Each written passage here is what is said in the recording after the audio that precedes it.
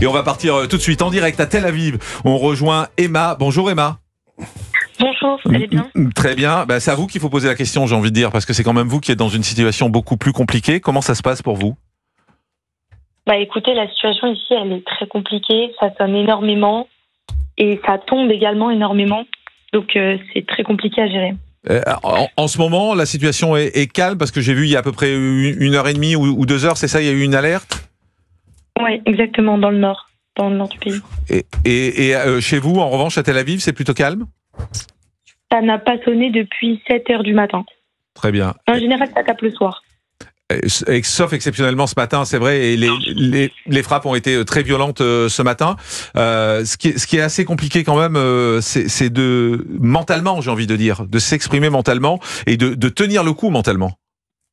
Exactement. Moi, il y a une roquette qui est tombée sur ma maison dimanche dernier, de dimanche à lundi. Je suis traumatisée. Chez moi, tout est détruit, les vitres ont explosé, les cadres sont sortis, il y a un trou dans le mur. C'était très compliqué à vivre. J'étais dans la chambre forte à ce moment-là, sinon j'aurais pas survécu. Et quand on est sorti de là, on a vu les dégâts, les incendies, tout qui était détruit. Vraiment, mentalement, c'est très très compliqué en ce moment. Oui, vous avez l'air, en parlant encore en ce moment en direct, vous avez l'air également d'être encore très perturbé par ce que vous avez vu et ce que vous avez ressenti. Ah, bien sûr, vraiment. On a des psychologues qui sont avec nous toute la journée. Vraiment, c'est une situation très compliquée à gérer parce que moi, j'ai juste 19 ans. Ça fait 1 an que j'habite ici. Plus aucun repère. Enfin, c'est super compliqué à gérer, là, en ce moment. Vous avez envie de rentrer? Non, pas du tout. Pourquoi? C'est très paradoxal ce que je dis, mais je préfère être ici avec la guerre et sans maison qu'en France. Parce que au moins ici, je sais que il y a tout le monde qui est là pour m'aider. Il y a tout le monde qui est à mon écoute, qui est prêt à tout donner pour moi. Par exemple, quand je suis descendue, j'avais des amis qui m'attendaient en bas de chez moi alors que ça avait tombé, qu'il y a une roquette qui était tombée sur leur zone également. Ils sont venus m'aider, moi qui suis chez eux. Et tous les jours, des amis qui viennent m'apporter à manger, des soins, de la nourriture, n'importe quoi. On a des psychologues qui sont avec nous. Il y a des tonnes d'associations qui nous envoient des messages, qui nous appellent. En France, on se sent un peu abandonné, on se sent rejeté, alors que ça ne devrait pas du tout être comme ça. Vous vous apprêtez à passer une nouvelle nuit, et bien évidemment, il est 18h15 à l'heure qu'il est à Tel Aviv. Vous vous apprêtez à passer une nouvelle nuit dans quel état d'esprit? C'est ma phobie. Je déteste. Je dors pas la nuit. J'ai des battements de cœur avant d'aller dormir parce que j'ai peur que ça sonne. Une fois que je suis dans la chambre forte, qu'on entend les booms, j'ai peur que le prochain boom ce soit sur ma tête, comme dans la nuit de dimanche à lundi. C'est vraiment une situation qui est vraiment épuisante, mentalement, physiquement.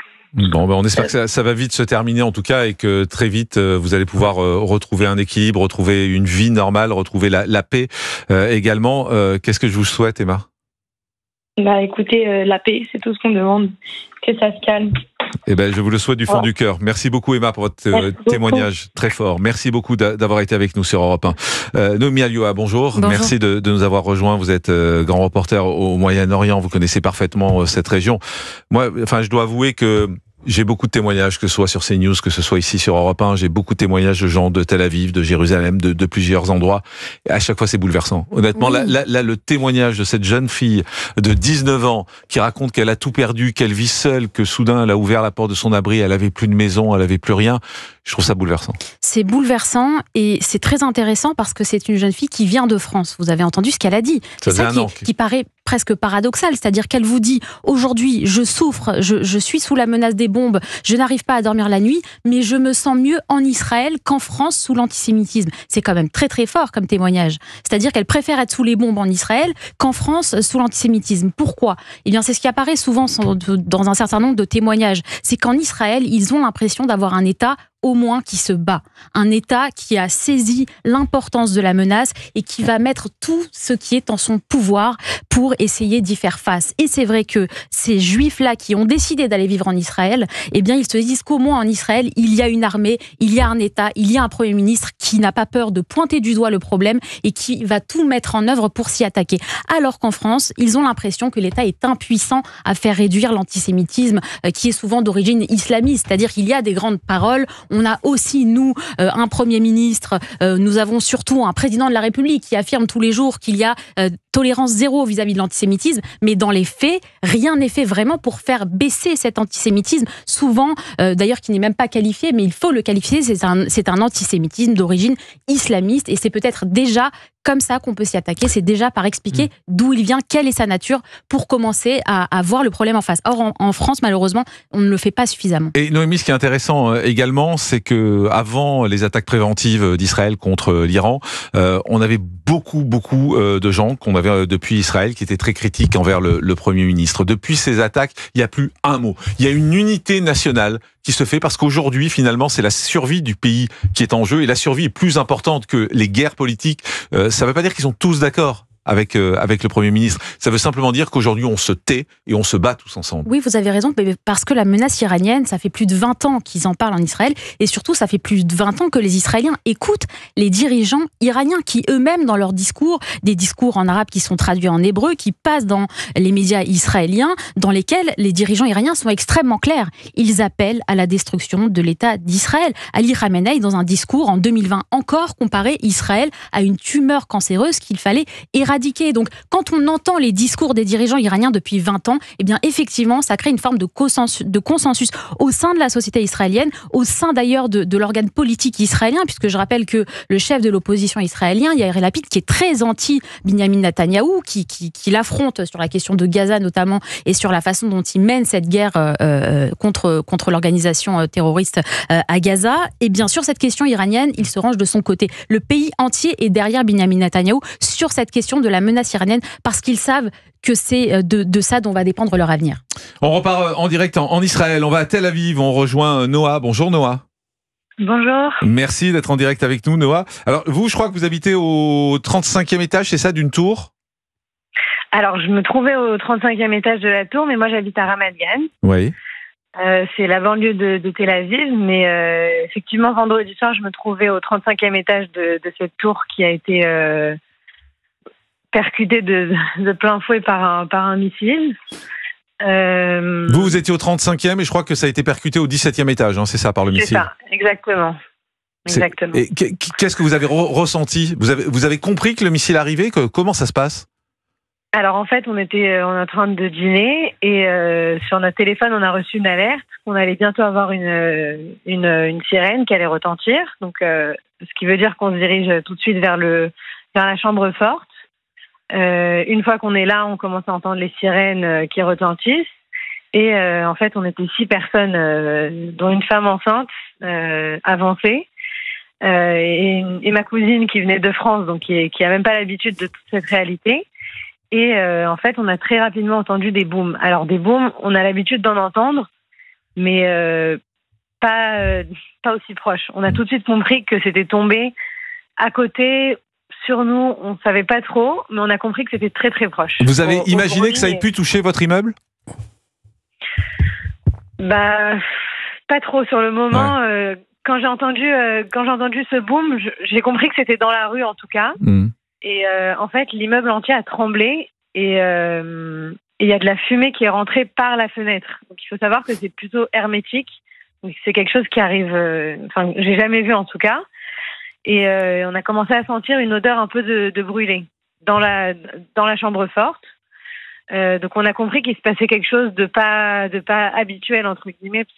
Rien de tout ça est censé être habituel, mais de quelque chose de plus grave que d'habitude. Et on l'a découvert en fait en voyant des photos sur les médias où on a vu, mais en fait c'est la tour dans laquelle on se trouve là tout de suite, quoi. Ouais. La tour a tenu le coup. La tour a tenu le choc.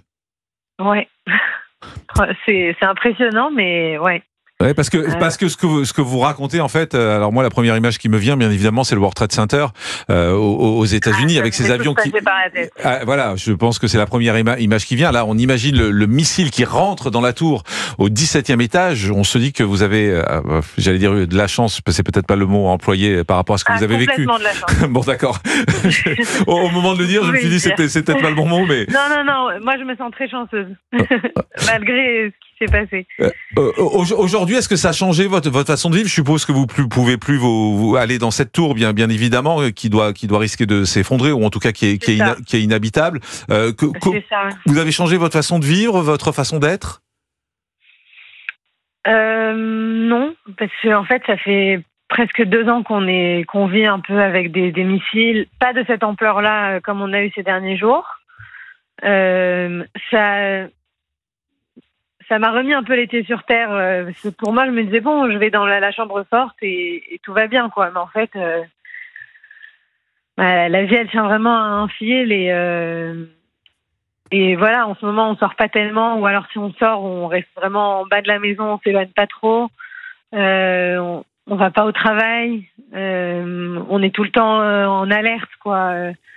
On lâche pas nos téléphones d'une seconde. Enfin, on est tout le temps collé au téléphone.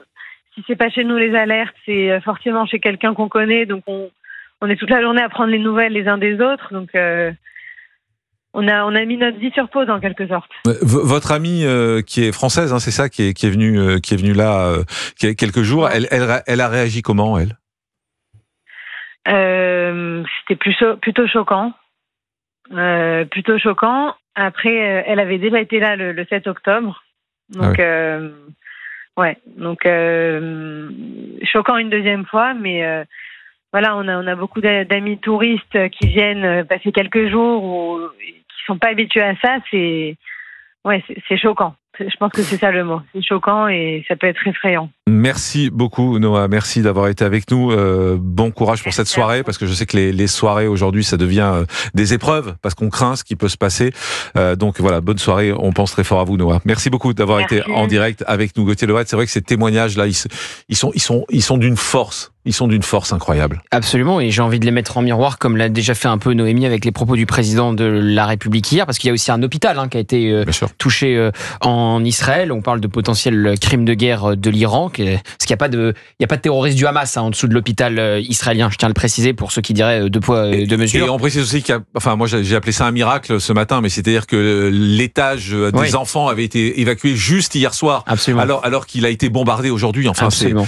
Quelle chance, quoi. Là encore, j'emploie le mot chance, mais c'est vraiment ça, là, parce que c'est surréaliste. Il y aurait eu des dizaines de morts ce matin. Et la volonté de tuer un maximum de civils, évidemment, israéliens, la volonté de l'Iran. Et hier, on a un président de la République qui, après son conseil de défense, a appelé Israël à arrêter les bombardements sur l'Iran. J'aimerais qu'il appelle les ayatollahs à arrêter les bombardements sur Israël aussi, ça serait intéressant, en disant que Israël visait trop de structures qui n'étaient pas nucléaires. Il ne parlait pas des bombardements sur les structures nucléaires, il parlait du reste. Donc moi je reçois depuis lundi des représentants de la diaspora iranienne. Et je veux aussi parler du service public. Le service public nous dit, et je pense aussi à un ancien ambassadeur aux États-Unis, Gérard Haro, les Iraniens condamnent massivement les bombardements israéliens. Mais j'en ai eu plusieurs des Iraniens qui sont réfugiés. Ils sont tous...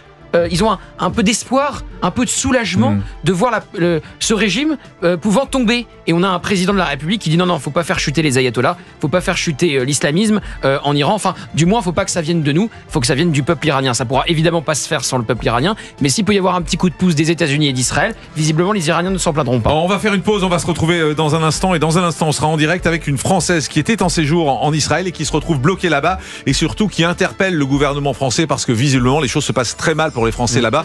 En tout cas pour l'ambassade qui tous disent la même chose, est aux abonnés absents, n'est pas à la hauteur, à part leur dire attendez et débrouillez-vous. On leur dit pas grand-chose. Elle sera avec nous en direct dans un